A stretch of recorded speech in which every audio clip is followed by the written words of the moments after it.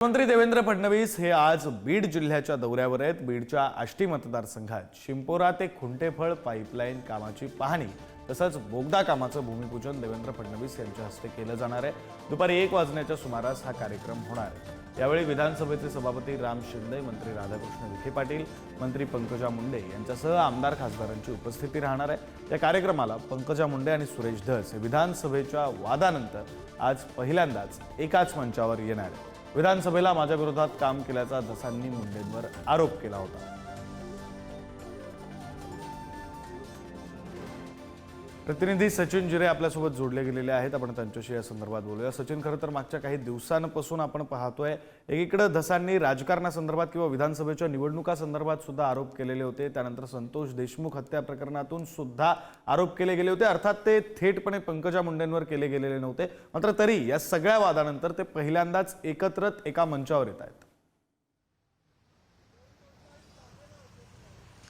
नक्की विक्रांत, आपण पाहतो की संतोष देशमुख यांच्या हत्या प्रकरणावरून सुरेश धस हे चर्चेमध्ये आहे। त्यांनी अनेक आरोप केलेले आहे। एका बाजूला जर आपण पाहिलं तर सुरुवातीला धनंजय मुंडे आणि पंकजा मुंडे आणि दुसऱ्या बाजूला सुरेश धस असं एक चित्र कुठेतरी होतं, कारण की त्यांनी आज सांगितलं धनंजय मुंडे यांच्या विरोधात देखील त्यांनी अनेक आरोप केले होते। त्याचबरोबर पंकजा मुंडे यांनी देखील यायला पाहिजे होते अशा आरोप केले होते। त्यानंतर कुठेतरी ही दुफळी पाहायला मिळाली होती। त्यानंतर आता आपण पाहतो की या सर्व प्रकरण 1.5 महिन्यापासून राज्यभरात गाजत आहे बीडचं प्रकरण। त्या अनुषंगाने आज पहिल्यांदा मुख्यमंत्री देवेंद्र फडणवीस हे बीडमध्ये येत आहेत आणि प्रामुख्याने विशेष म्हणजे ते आष्टी मतदारसंघ जो आमदार सुरेश धसांचा आहे त्या मतदारसंघामध्ये विकास कामांच्या भूमिपूजनाला येत आहेत। आणि याच कार्यक्रमाला आता पंकजा मुंडे येणार आहे, कारण की काही कालपर्यंत असं होतं की येणार नाही येणार अशी साशंकता होती, मात्र आज त्यांचा नियोजित दौरा आलेला आहे आणि ते या कार्यक्रमाला हजर राहणार आहे। मात्र मंत्री धनंजय मुंडे हे या